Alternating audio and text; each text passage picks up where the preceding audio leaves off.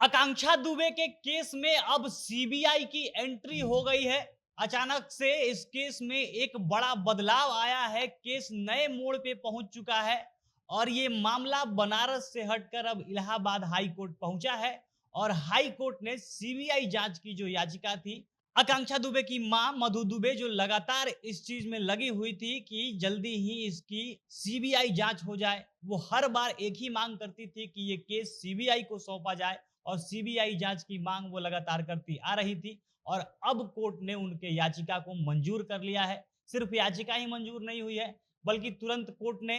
3 हफ्तों में पुलिस से जवाब मांगा है कि आपने अभी तक क्या किया था, इसकी पूरी सच्चाई क्या है, आपके तरफ से आपका जो पक्ष है वो दीजिए और इसके लिए मात्र 3 हफ्ते समय दिए गए हैं। इसके अलावा जो विपक्षी हैं, यानी जो समर सिंह की टीम है जिन पे आरोप है, इन सारे लोगों पर से भी जवाब मांगा गया है। इनको भी 3 ही हफ्तों का समय दिया गया है और इसके बाद कहा गया है कि 5 हफ्ते बाद इस याचिका पर सुनवाई होगी और अगर जो समर सिंह के लोग हैं, जो पुलिस है, ये लोग जो जवाब देते हैं और उसमें कुछ भी संदेह पाया जाता है, कुछ भी ऐसी गड़बड़ी मिलती है, तो ये केस सीबीआई को सौंपी जा सकती है, ऐसी सूचना मिल रही है। अब क्या कुछ इस मामले में हुआ है, कैसे मधु दुबे ने एक बड़ा विजय हासिल किया है इस केस में, आकांक्षा दुबे को न्याय दिलाने के लिए जो वो लड़ाई लड़ रही थी उनमें एक बड़ी सफलता मिली है, विस्तार से इसी के ऊपर वीडियो में आगे बात करेंगे। और उससे पहले नमस्कार, जनता जंक्शन देख रहे हैं आप और मैं हूं सन्नी मिश्रा। कैमरे के पीछे हमारे साथी विशाल खड़े हैं।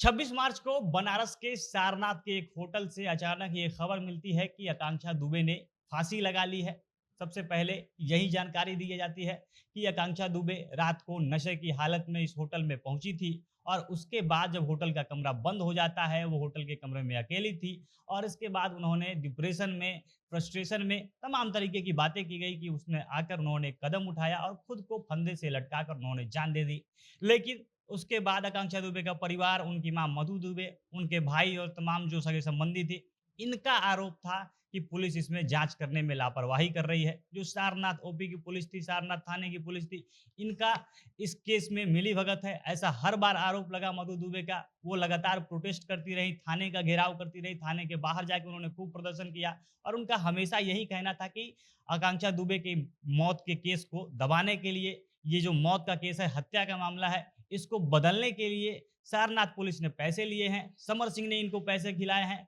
और जो पुलिस जांच कर रही थी, जो कुछ भी बताया जा रहा था, होटल के मालिक जो बता रहे थे, होटल के जो स्टाफ थे, उनका जो भी बयान आता था, एक-एक चीज पर कभी मधु दुबे ने विश्वास नहीं किया और सब पे उन्होंने सवाल खड़ा किया। अब एक तरफ ये केस चल रहा था, केस के बारे में ज़्यादा कुछ जानकारी भी नहीं आ रही थी, मामला लग रहा था कि जैसे दब गया हो, लोग कहने भी लगे कि जो मर जाता है उसको न्याय नहीं मिलता है और वही हाल आकांक्षा दुबे के साथ भी हुआ है, इनको भी न्याय नहीं मिलेगा। समर सिंह जेल में है, भोजपुरी के कई स्टार, कल्लू हों, तमाम लोग जाकर जेल में मिलते भी हैं समर सिंह से और कहते हैं कि जल्दी से इस मामले में कुछ बीच का रास्ता निकाल देना चाहिए, समर को न्याय दे देना चाहिए। लेकिन अकेले एक तरफ मधु दुबे लगातार ये लड़ाई को जारी रखती हैं, वो लड़ती रहती है और अब इस मामले को लेकर वो एक याचिका लेकर वो पहुंचती है इलाहाबाद हाई कोर्ट और इलाहाबाद हाई कोर्ट ने पहली बार सीबीआई जांच में एक तरह से कहें तो एक छोटा सा संकेत दिया है। लग रहा है कि जैसे ये मुहर लग सकती है कि सीबीआई जांच हो जाए। इलाहाबाद हाई कोर्ट में वो पहुंचती है, याचिका दायर करती है और जस्टिस अंजनी कुमार मिश्र और जस्टिस विवेक सिंह, जिनका अच्छा खासा नाम है,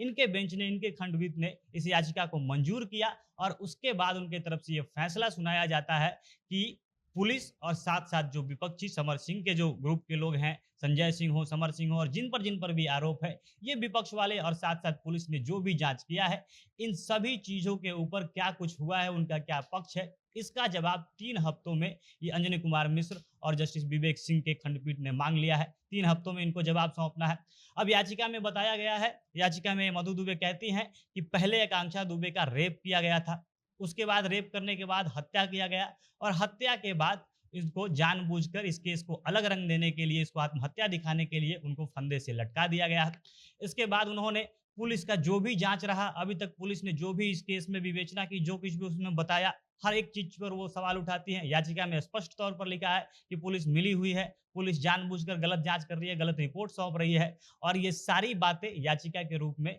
इलाहाबाद हाई कोर्ट ने मंजूर की है और ये अपने आप में काफ़ी बड़ी बात है और इसके बाद से ये खबर दी जा रही है, ऐसी जानकारी मिल रही है कि अगर जवाब देने में जो 3 हफ्तों में पुलिस और विपक्षियों से जो जवाब माँगा गया है, इसका जवाब अगर संतोषप्रद नहीं रहा, इस जवाब में कुछ भी गड़बड़ी मिली, तो इस केस में अब सीबीआई की एंट्री हो सकती है। ये जाँच सीबीआई को सौंपा जा सकता है। अब देखना है जब जवाब दिया जाता है, उसके बाद जब 5 हफ्ते बाद इसकी सुनवाई होगी, क्योंकि याचिका मंजूर हुई है तो 5 हफ्ते बाद सुनवाई होनी है, ये पक्की हो गई है। और इसके बाद जब सुनवाई होगी, तो क्या फैसला देते हैं जस्टिस अंजनी कुमार मिश्र और जस्टिस विवेक सिंह, जिनके ऊपर अब आकांक्षा दुबे की पूरा परिवार एकदम से टकटकी बांधे खड़ा है कि क्या ही कुछ नया फैसला ये लोग देंगे, क्योंकि एक उम्मीद की किरण उनके लिए जग गई है कि शायद ये केस अब सीबीआई को हैंडओवर कर दिया जाए। बाकी आप इस पर क्या कहना चाहेंगे? अपनी प्रतिक्रिया कमेंट बॉक्स में बताइएगा। जनता जंक्शन देख रहे थे आप, बहुत बहुत धन्यवाद।